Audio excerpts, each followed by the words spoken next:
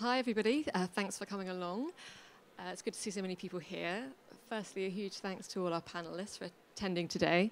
We're here to talk about FinTech and how we can help women in business get into FinTech, the initiatives that are involved in all of that. In doing that, we're going to ask the panelists to speak a little bit about their experience of how they've got into FinTech, challenges they've faced, and then we're going to hear from 3 FinTech startups.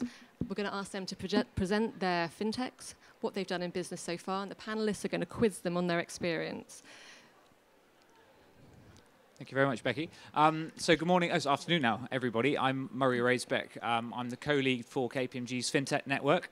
It's an absolute pleasure to be with you today. And we have a phenomenal panel and some great FinTechs presenting today. So hopefully we all leave the session feeling sort of more enlightened around the topic than when we came in. Just a couple of statements sort of up front. So we all know that kind of FinTech is one of the biggest disruptors and drivers for change across the financial sector. But actually, I think we're moving from an era of disruption and pure competition to more collaborative competition between financial institutions and FinTechs. So we have a phenomenal opportunity to shape the financial sector for the foreseeable future in this era right now. Having said that, all is not completely rosy in the garden. Diversity and inclusion is a big issue within the FinTech sector. And my belief is that actually we should be doing everything we can at the very outset of the FinTech evolution, so we don't let this become an issue that fosters and gets too large and out of control that's too difficult to deal with in 10, 15 years' time. So only 8% of directors of FinTechs globally are women.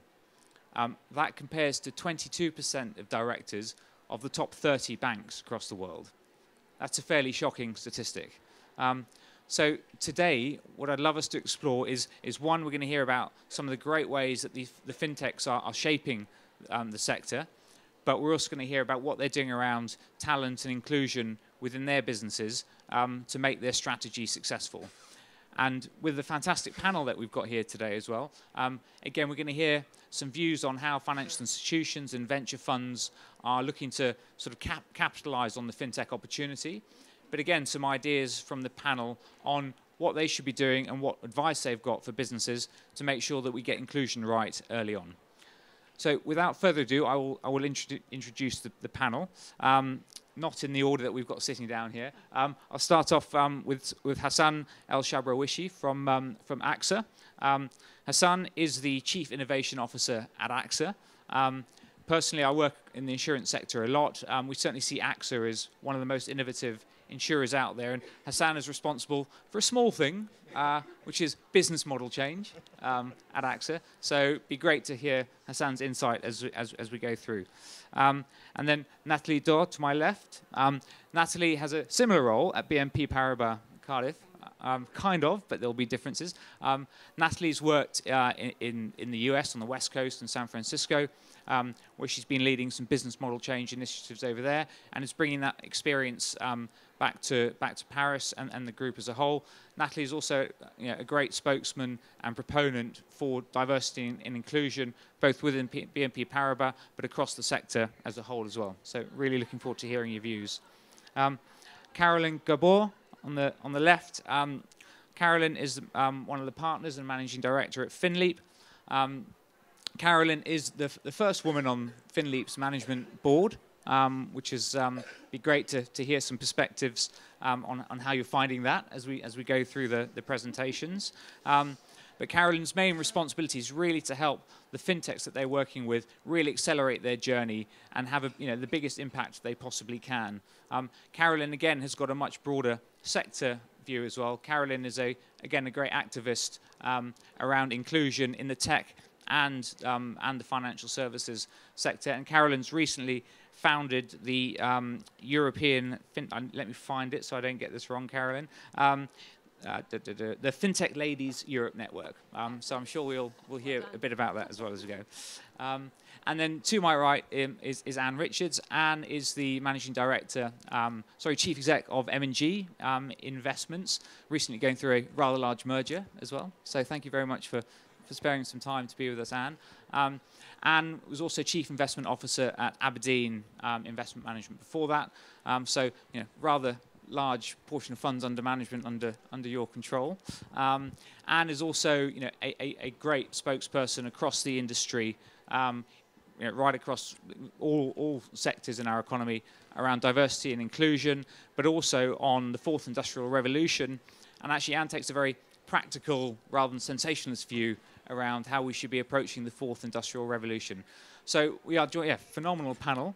Becky is going to introduce the fintechs one by one, say a little bit about them before they present their businesses. The way the format's going to work is we'll have presentations from the three fintech firms with us here today. Then the panel are going to reflect on those presentations and put some questions and have some discussion with the fintechs, around what their business models are, how they are, how they're making a difference, what problem they're solving, but also looking at diversity, inclusion and talent within their businesses. But actually, sorry, before we get into that, I did say we'd let the panelists do a quick 2 to 3 minute introduction before we go on. So Anne, would you like to kick us off? Great, fantastic. Well, I think we're all really excited to hear what the fintech companies we've got today are going to tell us and show us. But it's been a fascinating experience over the last 5-6 years, watching this whole re-emergence of technology as a thing, as an interesting thing. We all thought it had sort of gone away after the TMT bubble burst, but my goodness, we were wrong on that, and it's come back with a vengeance. And that's been great for me, because we're talking about diversity and inclusion here, because I've been able to come out as an engineer. Because for years and years and years working in the city, you didn't talk about the fact that you're an engineer, and even more, that you actually used to write code, which I did. When I went to Computer Club in the 1970s, we hadn't discovered at that point that technology, that computer science wasn't something for girls. Girls still thought they were able to do computer science. So when we come on and talk about some of that stuff in the background, so fascinating to see how we've gone from 40% of computer science classes containing girls, or girls making up 40% of computer science classes in the late 1970s, early 80s, to where we are today, where it's shrunk dramatically. And so we can maybe have a chat about that.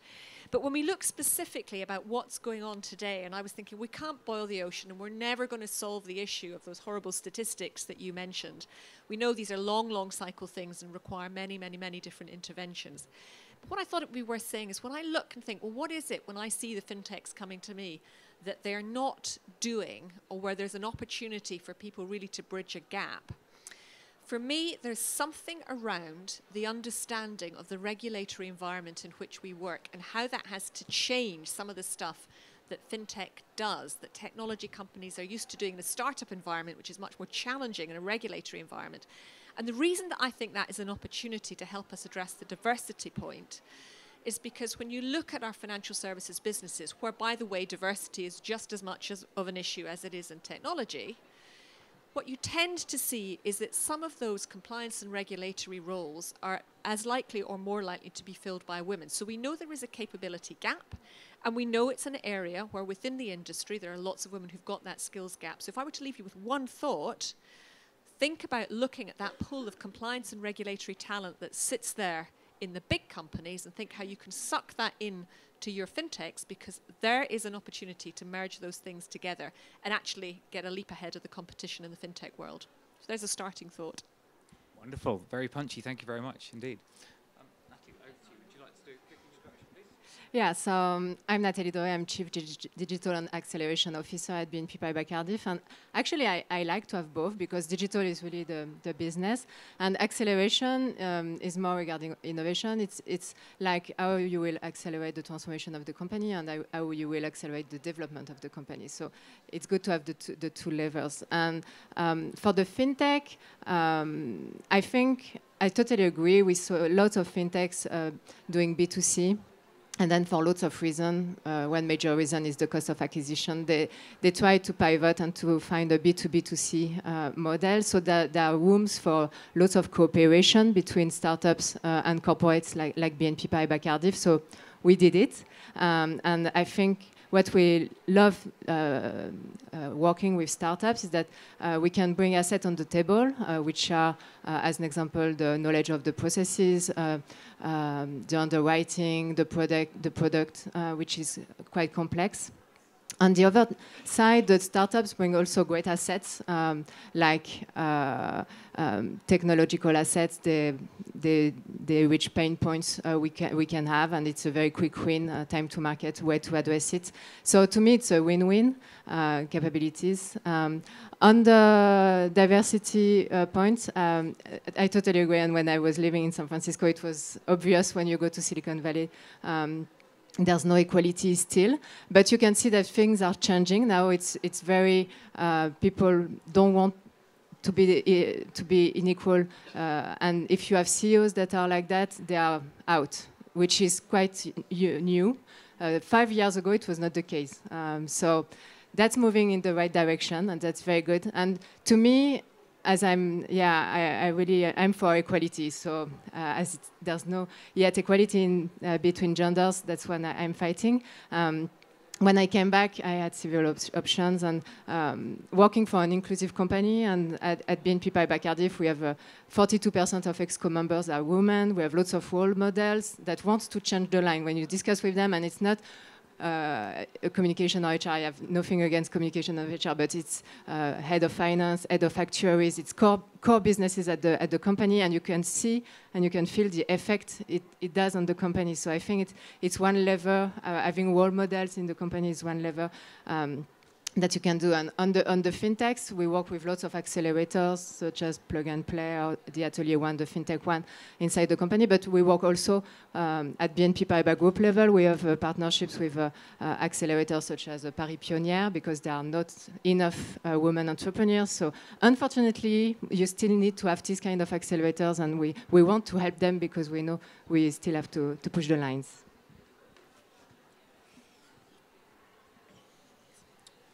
So my name is Hassan, Chief Innovation Officer for AXA Group. AXA is the largest company in the world in terms of revenue. We operate in more than 60 markets with 160,000 employees globally. So imagine, yes, reinventing our business model is a challenge. But the good thing is that AXA saw this a long time ago, and we started early enough in this journey to be prepared and to see the opportunity of what you mentioned, Anne, is how can we see fintechs as an opportunity for us to either host them, partner with them, or help them to grow because of the regulatory hurdles that you've mentioned. So insurance is a highly regulated market, like banking. Capital is not something that regulators take lightly, and the complexity is increasing, not decreasing. And we believe that most startups, they gather together and they are very strong on the technology aspect, with a lot of entrepreneurial spirit, very good design. Very good tools that are very nicely designed with a nice user experience. But as you've rightly mentioned, they underestimate the complexity of regulation. So at AXA, we did a few initiatives. So, we launched a corporate venture capital fund that sits very closely to the innovation ecosystem to invest in startups early on. So this is a significant amount, so we put almost 400 million euros on this, on a direct fund and a fund of funds to basically invest in these startups early on and try to integrate them and help them strategically grow their businesses. We've started an incubator, an accelerator of startups built from within AXA, called Kemet, with, again, significant investment of 100 million euros.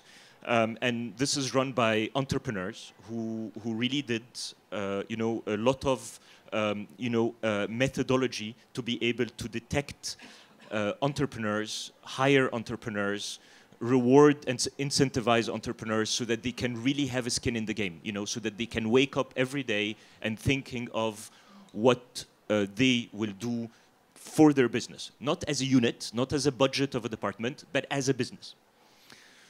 We also have a team working on what we call digital partnerships. And this is where we work with startups in two different dimensions. Either we serve startups who need insurance as a way to help them, so BlaBlaCar, different data players who need insurance as a way to get trust in their business model. Because everything that is peer-to-peer, you will need trust. And we can deliver that trust to support them. And on the other side, it is to partner with the startups so that we can help them accelerate their business model as you do in BNP. And we saw exactly the same opportunity. I cannot speak about the challenges of women being a man, but I could tell you that that this is something that we take seriously at AXA. We're not there yet, but we try different initiatives.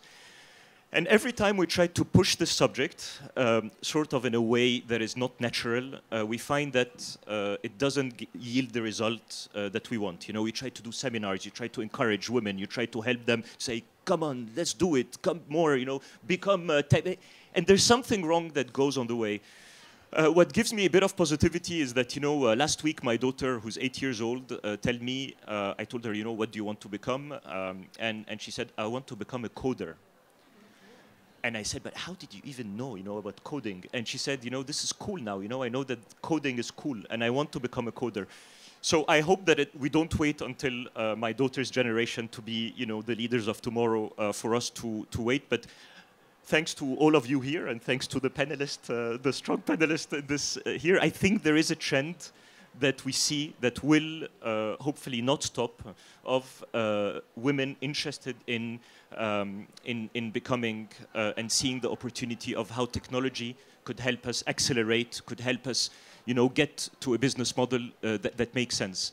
Last thing, and I'm sorry for the long introduction, but last point is also we should not look at women leaders only in the tech space, because technology at the end of the day is a mean to an end. We have to be fascinated by solving problems for our customers. And if this requires technology, then let's do it. If this does not require technology, we can do it in other ways. And innovation is not only limited to this. So technology gives us opportunities to leverage it. So we recently launched something that we call Fizzy, but using blockchain as a, you know, as a technology, as a way to pay claims if you get a delay with your flight immediately. So the blockchain will identify it. We get the data from neutral sources that the flight has been delayed. By the time you land, you receive your payment. But this, it's not that we started our innovation by saying, there is blockchain, how can we use it? We started by saying that there is a problem for customers, that when they land, they don't know if they're covered or not. Delay is an issue. It's a difficult experience. They have to call someone while they are in a time when they are using probably roaming. And then we found that blockchain will be able to help us in this using data sources. But if you don't start by the point of your conviction, it will be always an artificially driven one, so that we can come to these forums and speak about artificial intelligence, blah, blah, blah. It's really used if you are solving a pain point. So a thought for you to consider, you have to think of pain points, solve them, and if technology is the one that will help you make it, make it. Thank you, and sorry for the long introduction. I'm Caroline, a managing partner of FinLeap. To give you an idea what we do, we are a fintech company builder. What does that mean? Over the last 3 years, we have built 13 different business models in the areas of banking, insurance, and asset management, which is now like a fintech ecosystem, you can imagine that. So we employ all over the portfolio like 500 people. We have a full banking license with a tech company, with Solaris presenting today. We have a digital insurance platform. We have a lot of ventures helping existing financial institutions to automate and digitize their processes. For example, FinReach helps 500 banks all over Europe to offer their clients solve a pain point by switching an account fully digitally. So what we've seen in the past is that we partner more and more with the existing players in the market that open up more and more to those joint venture or strategic partnerships to reshape this industry together. We've raised more than 150 million in the past 3 years for FinLeap and the whole portfolio. By this, we have like 25% of all fintech fundraising volume in continental Europe. And we're planning to go on with that, to build further 4 to 6 ventures per year. What's the goal of that? Reshaping the industry and come up with digital solutions in every area to solve problems of consumers, to manage their finances, and to solve the problems of companies, meaning SMEs in the parts of lending and other aspects and insurances, and to solve the problem of the existing financial institutions to innovate faster and be on the forefront of the digital revolution here, but in a partnering way. When we think about diversity, we try to tackle different areas here. We've heard regulation as one challenge in that industry. We heard the lack of trust of existing fintechs trying to address the consumers. So what we try to combine is most of the time a founding team of 3 different competency sets.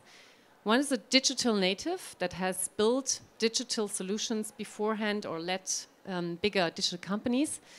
A person that comes from the industry with a strong banking or insurance or asset management background, and the best tech guy we can find, so like a chief technology officer.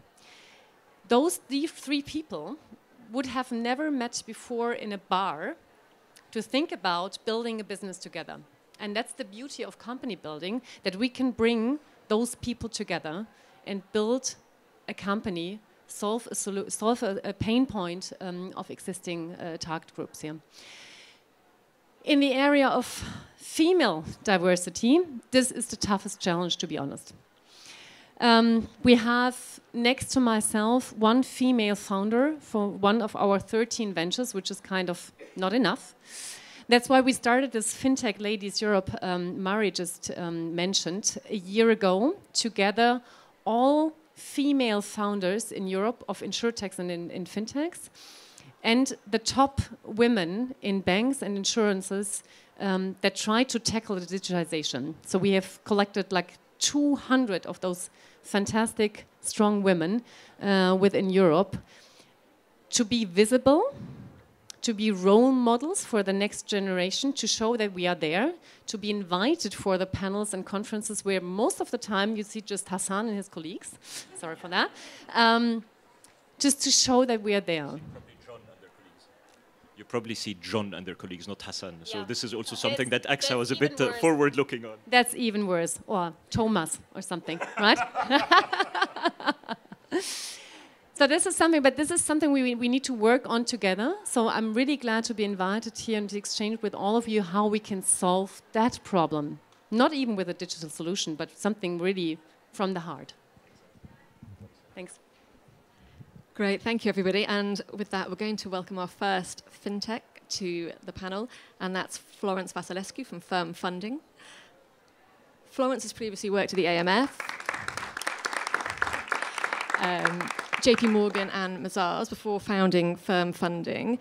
Firm Funding aims to open up the small to mid-market cap bond market to investors, and she's going to tell us a little bit more about that. Thank you. Yes, so Firm Funding is dedicated to SMEs bond private placement. Actually, I funded Firm Funding beginning 2016. I was working at the French Market Authority before, and I realized that there was a very big difference between big companies that can access all types of financing and SMEs who rely on banking financings. And so I wanted to give access to SMEs to these bond financing opportunities, because it's great for them if they want to develop. So that's why I created Firm Funding. So Firm Funding is a 100% digital marketplace, and it's B2B. So it addresses SMEs wanting to issue bonds from 1 to 10 million euros, and professional investors. So debt funds, family offices, private banks. So where is Firm Funding today? So Firm Funding is a working marketplace. It took time because we have, I will talk about that a bit later, but regulation is key in this area, of course, so it takes time to comply with the regulation. So Firm Funding has processed over 10 million euros transactions. mostly focus on French SMEs for the time being, but we aim at addressing European SMEs because, as you may know, the European Commission has a project called the Capital Market Union. And the Capital Market Union is it's a big project because actually it aims at that an Italian SMEs can be financed by Belgian, French, whatever investors. And so the goal of funding is to be the marketplace for private placements in the context of a Capital Market Union. Regulation. Regulation is your first client, so you really have to comply with it, and it can take time because the regulators, they're moving quite fast actually, but they cannot be as quick as a startup. That's normal. So you have to take the time they give you. So sometimes it takes time to comply with everything and to be in the good shape. For fund funding, for instance, we talk to the banking regulator because we have payment services, so we need to comply with it. We also talk to the financial market regulator for investment services, and also to the European Supervisory Market Authority for credit rating. So you have to deal with all of that. Then I think the second challenge is fintech industry. Finance is a slow changing environment, so it takes time, to develop and also to build confidence, because obviously confidence is key if you want to have clients, in particular when you go to B2B markets. What else do I want to tell you? I don't want to be too long. Took a few notes. Cooperation with banks, yes, key. Because when you talk about money transfer, you have to have a bank account. It's silly, but it's working like that. So cooperation with bank is key, and banks are really working a lot, and more, I think, with fintech. Fund funding works a lot with BNP Paribas. We have the banking license of BNP to process the transaction. That's key for us, and that's a great asset. And I think fintechs and banks will work more and more together to develop more services, because I think fintechs can help banks,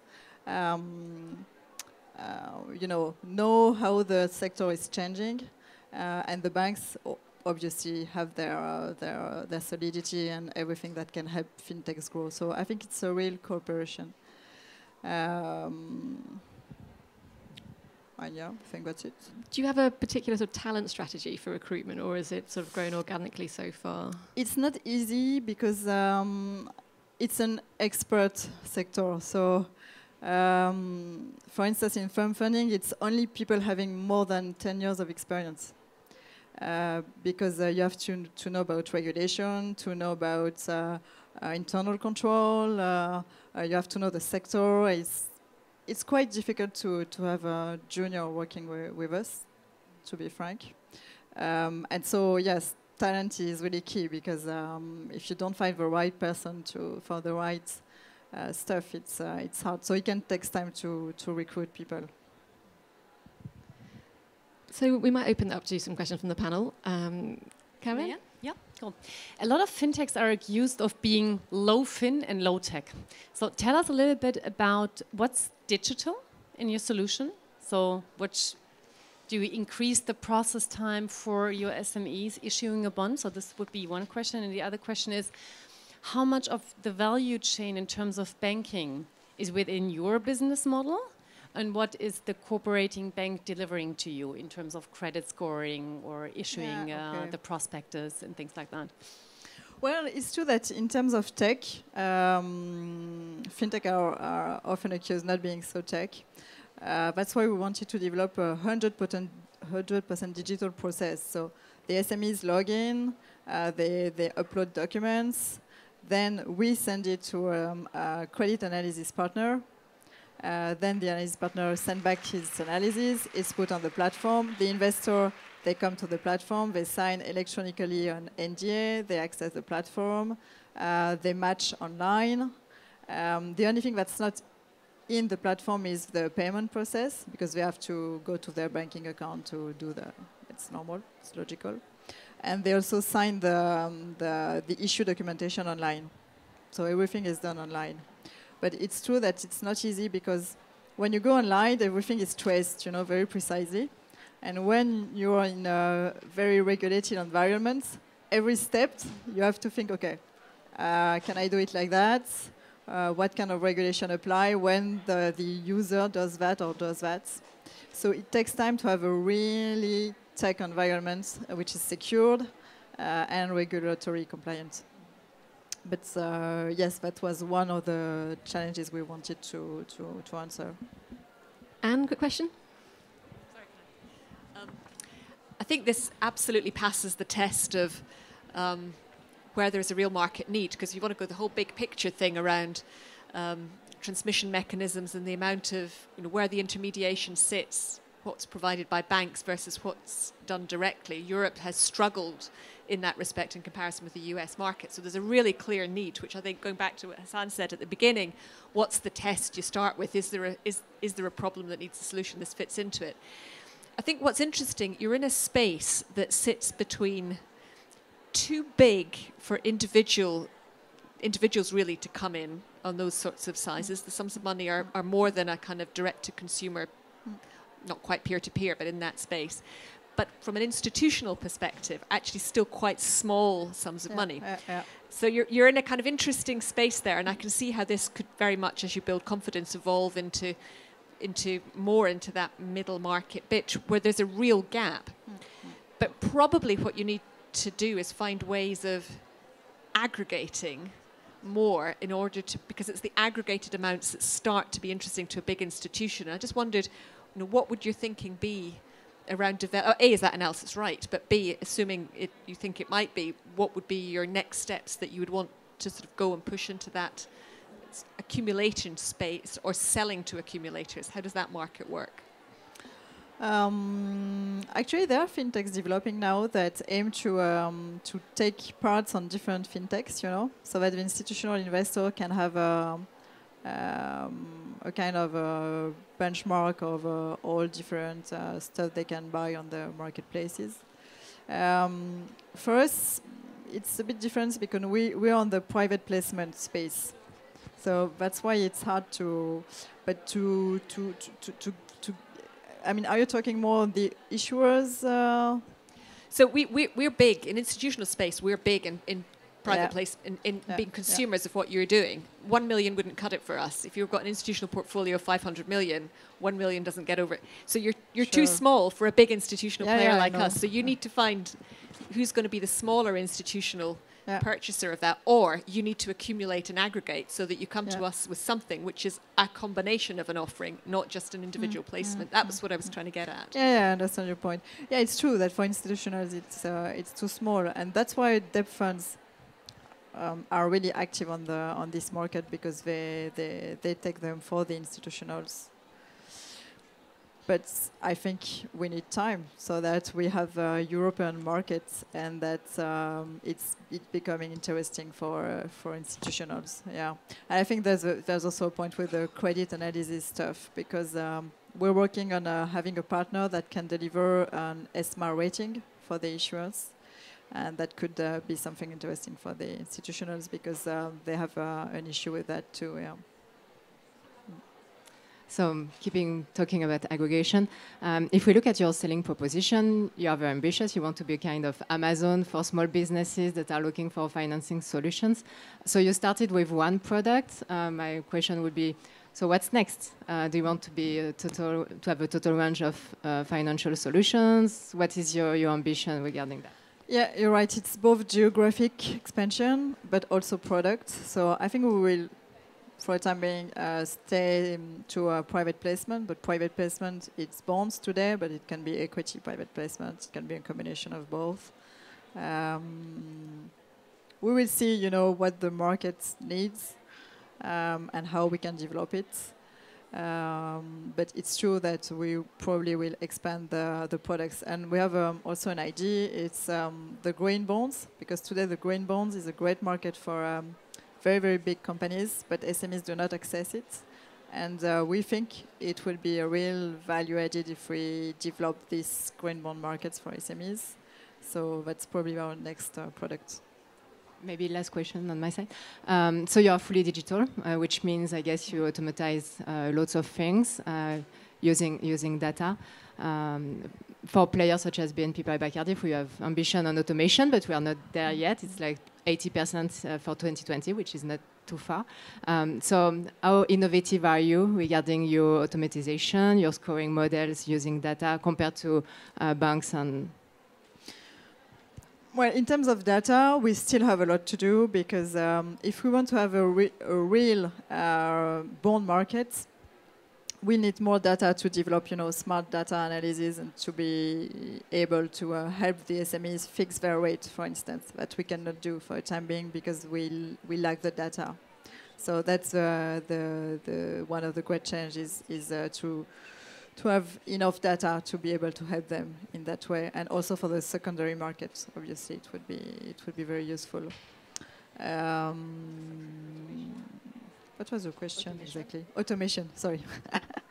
So everything is not yet fully automated, if I want to be fully transparent with you, because we're still in the process of ramping up, and so we still face client needs, and then we have to adapt. But I would say that 80% of the process is fully automated. The only one which is not yet fully automatized is the credit analysis process, because the analysts still work, outside the platform. And but it's I think it's the most difficult part to automatize, because for the time being, because of this problem with the data lacking, the analysts have to exchange with the SMEs and their advisors. I mean, it's a human process that, for the time being, I think we cannot really fully automatize because the data are not available. So I took the advantage of being a minority in this room to ask for a last question, because we're running out of time. But I'm keen on one area related to the business model. Where did you see the most friendly markets from a regulatory perspective for you? And did it affect the way you think of the expansion to new markets? The second question is a personal one. You worked in AMF before, so that's the regulatory authority. So it's impressive how you took the decision to leave, become an entrepreneur, a woman entrepreneur in the tech business, and we've been all speaking about how challenging it is. What advice would you give to others from your experience? What has been the most challenges being a woman, and what has been the most opportunities? Do you confirm that there's an issue or not? Thank you. I will begin with this last question. I think the big challenge is, I think when I left the French Market Authority, I did not realize this was a challenge, because at the French Market Authority, you have a lot of women. And the first meetings I did with future clients, it was funny, because I was there were a lot of people in the room, and they were apparently waiting for something. So I was like, okay, maybe we can begin. And the guys look at me, but where is your boss? He's not coming. So no, it's surprising. No, to be frank, I think when you launch a startup, you don't realize all the challenges that you will have to face and how hard it will be, because otherwise you don't do it. No, but I think it's when you have an idea, I spent some time to test it, to ask people what they thought from different sectors, to have a stronger view. But then, if you have a conviction, you have to follow it. But also you have to listen to people around you, not to go in the wrong way. I think that's the most difficult part, because you have to stick to your view, because otherwise, many people will tell you it's not going to work, it's too hard, so on and so on. But on the other hand, you have to listen to them up to a point, I would say. And then for your question, it's about the European regulators you were talking, or?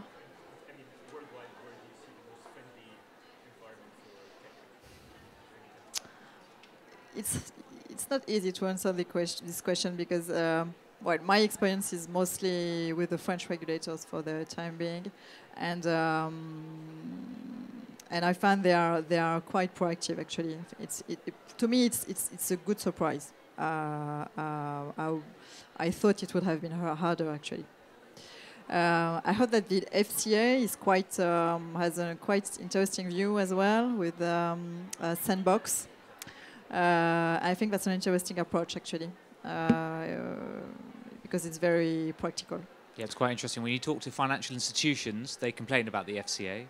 When you talk to fintechs, they say they're very proactive and helpful. I think the ACC, so in the US, I heard that it's not that easy and that it takes a lot of time. I have no experience myself, but we could think that in the US it's always easier and so on, but I think in terms of fintechs it's not the case.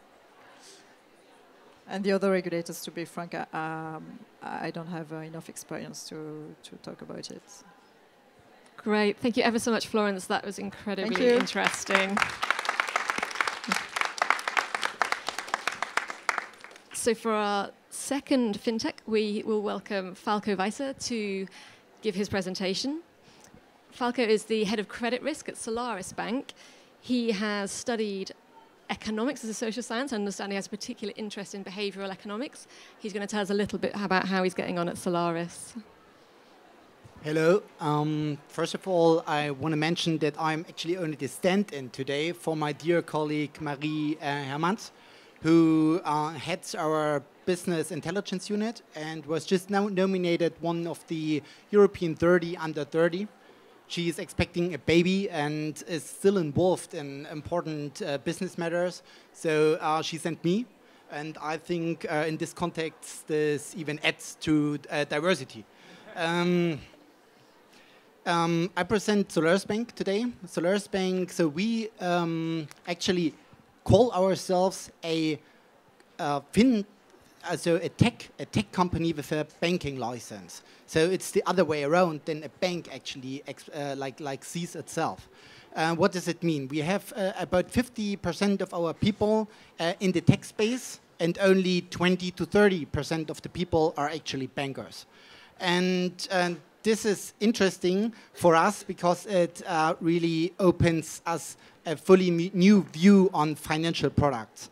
We build financial products in a modular way, and that means we build in building blocks. And we do that to enable partners to build their own financial products and place it on the market.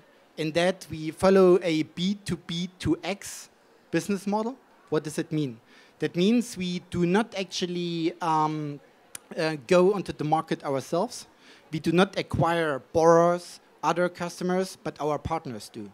And we even not build the end product, to say. If it is a loan, a card product, a payment product, we don't do that. Our partners do that. But we enable them with our tech and other solutions. I will come to that in a minute. And yeah, possibly I make an example. Just imagine a used car trading platform in the internet. There are quite a few. It could also be consumer goods, which offers on the same platform a loan product, consumer loan product, for you, the consumer, to purchase the car, for example. And it does so in under the brand of the platform itself. So it's not no bank brand involved.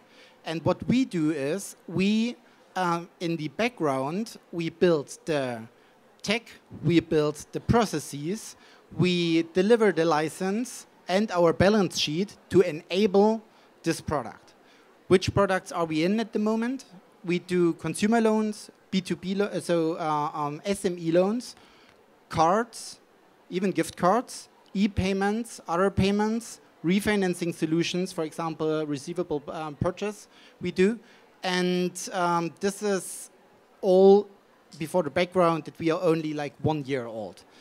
We were founded mid last year, and grew in the meanwhile from 30 to 130 people, excluding externals, and passported our banking license to already 6 European countries, more to follow. Yes, this I think, and yeah, our USP, this is very important to mention is, and I think this is also different from traditional banks or pure tech companies, it's really in continuous improvement, continuous innovation, and I will come to that back in a minute, and rapidness in combination with rigorous compliance with regulatory requirements, because we have the full banking license. And Hassan, I think you made the point that, yes, regulations is actually, it's hard to deal with, especially for a young company and dynamic one as we are one. How do we tackle actually all the challenges on our way through, and this is interesting in this forum, I guess, through diversity. Diversity is for us the one source which helps us getting through this jungle of actually challenges. As I said, we actually don't we don't build the products ourselves, but we follow our partners. Our partners are mature corporates, fintech companies, and potentially also banks, and these are very different from each other. That means that you can imagine a fintech company growing quickly, developing products in a row, while a corporate needs high compliance. And on the other side, we have the regulator. And the regulator, this is a totally different game. He looks after compliance at all. It's only this he looks at. And to make all those partners happy and grow with them, especially with the fintechs, we have to innovate constantly. We have to question our processes constantly, and we also have to execute quickly. And we can only do so by having a diverse set of people around us to, in a very entrepreneurial style, solve the issues. And this is, I think, what we do so in a very efficient or a very good way. There are no systematic, I would say, systematic issues I could tell you about. Like, we don't have any real institutions to actually make this diversity happen. And but we do so on a very personal level. That you can imagine Solaris Bank as kind of a, I wouldn't call it family, but it's 130 people very close to each other. Very committed to the business goals, all in a very entrepreneurial style, working with each other and all working professionally. And we have very flat hierarchies, which with the responsibility of the individual, like always on the lowest level. We try to solve any issue we have always on the lowest level, without any hierarchy in between, no power games, nothing like that, because it just hinders us. This would make us slower, and we don't have the time for that. If we would leave it to processes like that, we would not achieve the goals our partners actually expect us to achieve. And I think this is a model which is also known from the Silicon Valley. We are possibly not a business, a copycat, but we are possibly very close to some of the Silicon Valley companies, but in Europe. And yes, this is, I think, what I can present to you. Happy to answer your questions. Yeah, sure, jump straight in.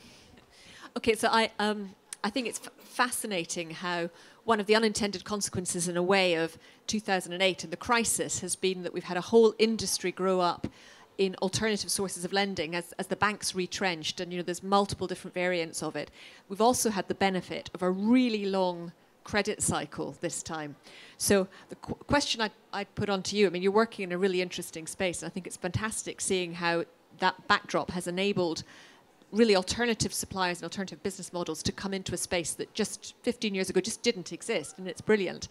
I think the real test, the winners will be the ones who, when the credit tide eventually goes out, who's had the best credit analysis through the cycle, because every financial cycle ends with some sort of credit crisis and defaults go up. Sure. So the question is, how do you position yourself so that when the credit cycle turns, as it inevitably will, that you beat the competition in that environment? Because everybody tells me they've got better credit analysis than anyone else. So how do you do that? So first of all, we don't have, right? Yeah, sure. And but we do so first of all by diversifying, but not our team, but our portfolio. So we keep individual stakes very low, and try to figure out where correlation is, such that in the event we have defaults and default rates actually increase, it will hit the portfolio not as a whole, but in a expected way. And what adds to that, but on the negative side, I need to say is that the fintechs, I guess, and I see, they address also a new market. It's the people who were underserved before. And so actually the relatively cheap money goes into more risky assets at the moment. And yes, those assets are also on our balance sheet. But we do a portfolio approach first, as I said, through diversification and also for refinancing. Like, this is nothing we do yet, but we are also we already work on the refinancing solutions for ourselves. And you just mentioned the or in the discussion before, the investors, the large-scale investors were mentioned. And yes, they are looking for large portfolios, while the fintechs usually, they have very little refinancing requirements. So they possibly have a portfolio of 5 to 50 million euros, and this is not enough for an institutional investor, but for us. So what we can do is we can bundle. So we can refinance possibly several portfolios and group them in one to sell. This is something to come. On aggregation, so if we look at the past, it started with aggregating the banking accounts. We saw several players in Europe and the US. And now we can see much more a trend on banking as a platform. In the US, you have players such as Varo Money, and the idea is to aggregate different financial products from different institutions, fintechs or banks. It can be both. What do you think would be next? And we can see when we say fintech, it's including insurtech, but we can see there is kind of first fintech and then insurtech is following. Do you think there is a place for insurance as a platform? Would you be interested in that? What are your thoughts about it? That's actually an interesting question. I think Caro is better. It's better set to answer on that because FinLeap is actually building insurtech companies, and while we are still in the banking world, but yes, definitely that's a huge market. Like only in terms of the volume, looking at the volume alone, and the old rotten processes with the traditional players, and they. As it was the case with the fintech industry, they shout for innovation from a customer's perspective. And I think AXA is going this way, and others do too. Big scale, large scale, or small scale, this is definitely a growing market, yes. But what else is there? I mean, we are, for example, in the need, just to make an example, we are in the need for a lot of legal advice. That's possibly also how we came here. It's the Latham Forum. And exactly, and I think legally there can also be a lot innovated because legal is still working on low-tech basis, while you pay a lot for a lawyer, I don't know, in the US up to 1,000 euros an hour, but better not to mention that. I think there is also something to come, although the market is smaller. Falco, thank you ever so much. Incredibly interesting. And I'm going to move on to our third and final fintech. Welcome, Sophia Grami, co-founder of Sinswap, and she's going to tell us a little bit more about that. Yeah, so hi, everybody. My name is Sophia Grami, and I'm the CEO and co-founder of Sinswap. So I created Sinswap about a year ago. Before that, I used to work in finance. So I was working at Societe Generale in London.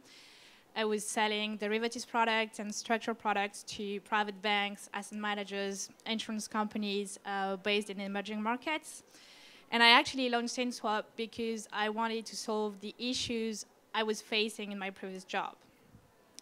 So basically today, whenever two banks trade together a derivatives product or a bank and a buy side, the execution process, so the trade, is very fast. It takes a second to trade. But then the post-trade workflow is very complex and very fragmented. So a single trade needs to go through a lot of different internal participants within a bank, like the middle office, the back office, the evaluation team, the collateral team, and so on, and also to a lot of external third-party service providers. Let's say compression providers, clearing houses if you want to clear the trade, swap data repositories, and so on. So for banks and for the buy side, it's actually a very painful process because first of all, it's costly. You need to pay a lot of internal resources to process your trades. And you need to pay a fee to every single of the external vendors out there. On top of that, it's risky in terms of operational risk because every time the trade moves from one team to another or from one bank to a third party, it's potentially a different system, a different software, and a different view of the trade. So you have a lot of reconciliation issues today in the market. This is an issue that is known in the industry. ISDA has released a white paper last year on this issue. And so what we've built is called Sinswap, and it's basically a blockchain-driven platform that is designed to process every single step of the post-trade of derivatives. So what does it mean? Basically now, the banks and the buy side, so the trading counterparties, they just need to onboard the blockchain network, contribute a node, and then deploy Sinswap software. And what we've done is that we have coded smart contracts, so basically self-executing code, to process the entire post-trade workflow of their trades. So that is the matching of the trade, the confirmation, the netting, the compression, the collateral management, and the default management. So now what this means is that now the trading counterparties, they don't need to go through all the external third parties anymore. So we are disrupting a lot of the existing market infrastructure players right now. It's less costly for the banks, and it's less risky.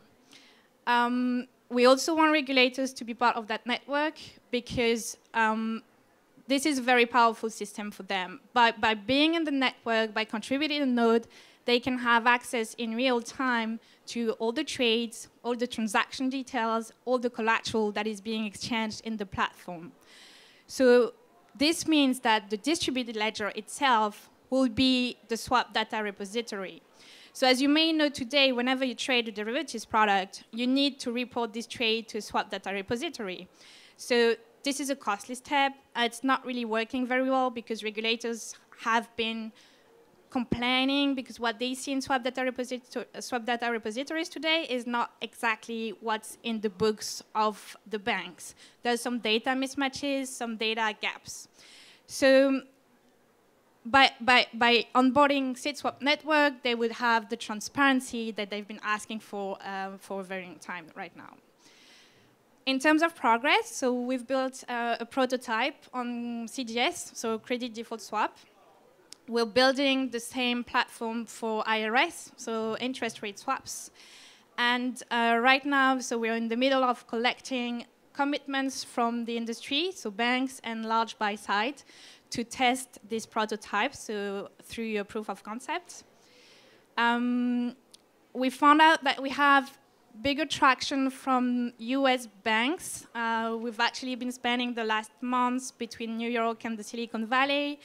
And while US banks, I would say, are a bit more open to innovation right now, a bit more open to trying new products. And for regulators, I would say that they are very open to the solution. They're very curious about it. It's been quite easy to access the regulators worldwide, so we're discussing with a lot of them.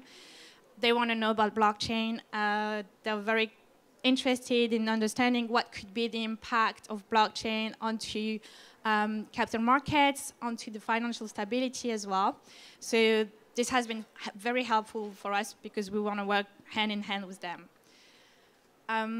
So regarding our team, we're quite a small team still. The 3 co-founders working full-time on that project. but we want to grow, so we want to hire more developers by the end of this year. Right now, I'm the only woman in my startup, but so my only job was my previous job on the trading floor, so that was mainly 80% to 90% of the traders or sales or pricers would be men. So I don't want to replicate that model in my startup. So I mean, we're really looking forward to having like more women that are open-minded and ready to disrupt the capital markets and, well, join us in this very exciting venture. Thank you. Some questions from the panel? It's a great example of solving a problem that is there and has been there for such a long time, could have been solved with technology already because there's no physical product involved at all in such a product, right? But there are so many parties earning so much money with it, and this might be a challenge, right? So what's the reaction of the different stakeholders in that picture currently? So the banks, you're trying to sell the products to, the regulatory authority looking at blockchain as the basis of the technology, not being regulated yet. So a lot of questions raised by that. And the clearing houses losing their business model. All right. So let's say the platform is divided into two sub-platforms. First, there's the non-cleared market, so no clearing house. And then there's the cleared market. So we've developed a prototype for both solutions. So let's talk about the first one. The first one for the non-cleared trades, we're selling the solutions directly to banks. And for banks, this is a great product because it's purely a cost-driven solution. So we go to them, and they want to try it. They want to see if by how much it would reduce the cost and so on. So I would say that the trading counterparties are very interested in it. Now we are removing a lot of the existing players, as you said. So we're very ambitious, but we're not willing to compete with clearing houses. They're too big. So what we're doing is actually discussing with clearing houses, clearing derivatives today. There's not that many. And so the way we're pitching clearing house is by saying, okay, you're now providing central clearing. That is risky for you because in the end, they're concentrating a lot of the risk of the market. And there's been a lot of papers recently saying that clearing houses might have become right now a potential source of systemic risk in the system, right? And so we're telling them, we could work together on that, and you could provide an alternative clearing method that would be distributed clearing. So basically, you're not stepping in the middle of the trades anymore, so you're not taking risk anymore in case there is a default, but you still provide clearing to your clients. So they will be providing the underlying architecture that is the software that we have coded. So that's for the cleared market. I have a technical question. So when we launched our blockchain initiative, we used the smart contract capability of Ethereum. Did you use an existing blockchain or a private blockchain? And which one and why? So we are using Hyperledger Fabric. And we have coded on the latest version, which is 1.0. The reason we've chosen Fabric is because it allows us to do private networks. So here, this is a product where basically you cannot onboard everybody. It's a product that is designed for investment banks and large buy-side only, trading derivatives. And it's actually our role to onboard the members and then potentially update the smart contracts. We've also chosen Fabric because it's backed by IBM and the Linux Foundation. So we really believe that they'll be able to contribute into the tech and make progress. And when we started Sinswap, that was the only blockchain available that could allow us to code complex business logic. So let's say compression algorithm, netting algorithm, and so on. So that was the best solution for us. Now we're not linked with this specific blockchain. We're building a product on top of it. So if tomorrow the industry chooses Corda, for instance, as a standard, then we'll happily move the product to another blockchain. So we want to be blockchain agnostic.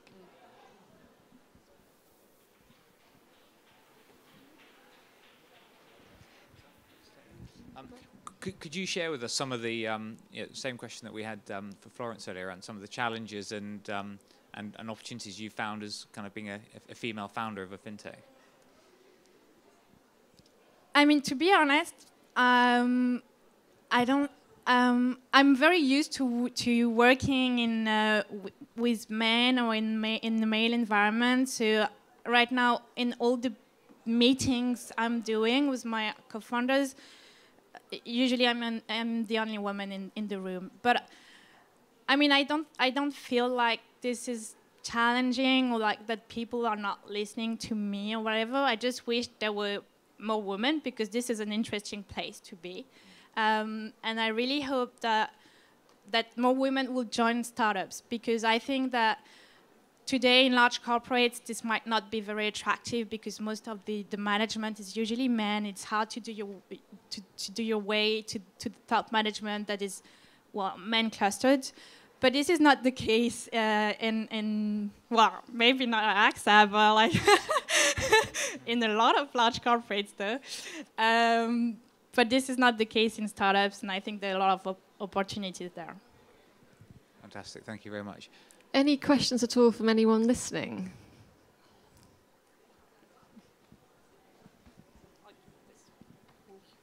Well, I'm not a specialist, but my understanding is that with blockchain there might be volume issues, and if you want to process with well, is there any volume issue with your solution? So we don't have the problem of scalability, because this is a huge market in terms of notional. So the derivatives market, OTC derivatives, is worth $750 trillion a year. So that's huge, but the number of trades is actually very low. So if we take the example of the credit derivatives market, there's roughly 6,000 CDS traded in a week. So it's very low. And so for now, this is not an issue. This is an issue in the stock market, for instance, or let's say in FX spot. So like very, well, non-derivatives market, basically. Fantastic. Thank you very much indeed for that. Thank you.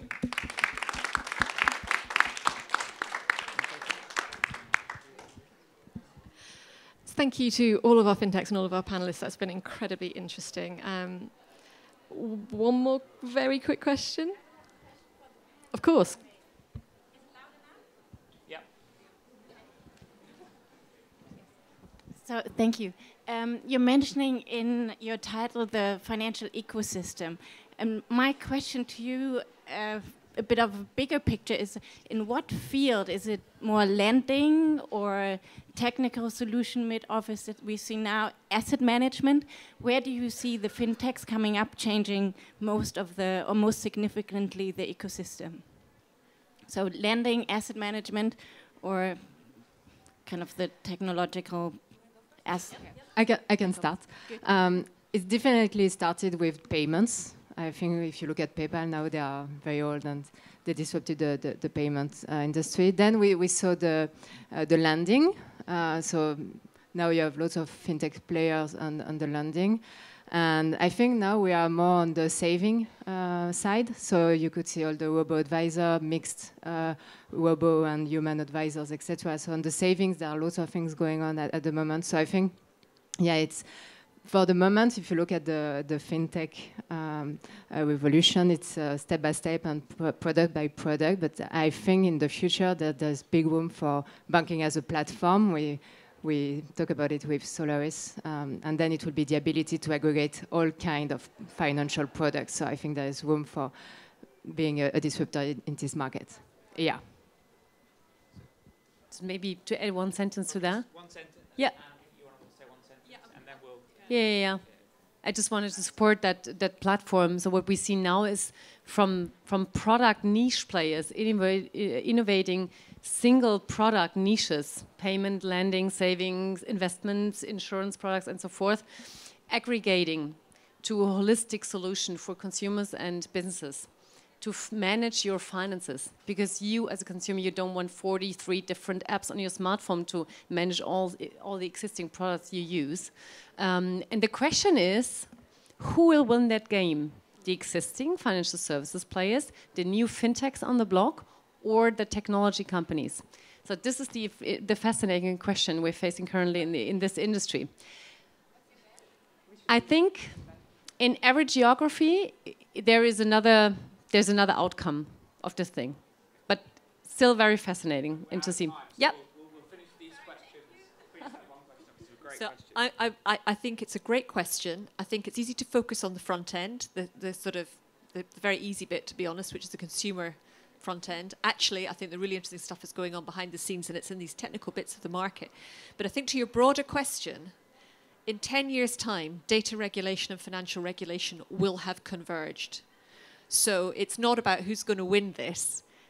The banking world, the insurance world, the Facebook world, the tech world, they're going to have converged, and they'll be regulated by something which looks and feels like the same regulator. So we're at the moment, you see the underlying converging. You're not seeing the businesses think of themselves like that, but they're well, a bit like we heard earlier. So to my mind, that's where we'll be in 10 years' time. So Anne alluded to it very quickly, but it's when we look at disruption, when we talk about fintechs, there is a cost disruptors, but there are revenue disruptors. The cost disruptors are actually going to work very, very closely to what you could call the traditional business. Even I don't see ourselves as traditional business, but the way you can call it traditional business, because something like this one, actually banks are, are extremely the main client, and they actually benefit from it. The other side is the revenue one, like the payment, lending, all of this. But we don't have to look at it only from one side. I just wanted to mention that we have to look at it from both sides, because each one of them has a specific dynamic that will change in the future.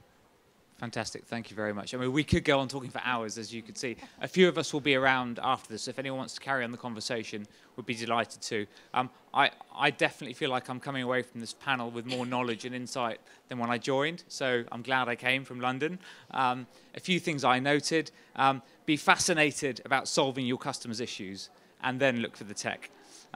Regulation is the key to success, and there are a lot of women in regulatory roles, so let's get that talent working with your fintech partners.